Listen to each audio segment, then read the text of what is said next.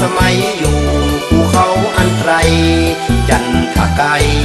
หรือไกในมณฑลมองโกลี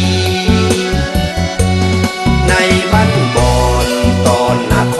รอ้ายดาวอาณาจักร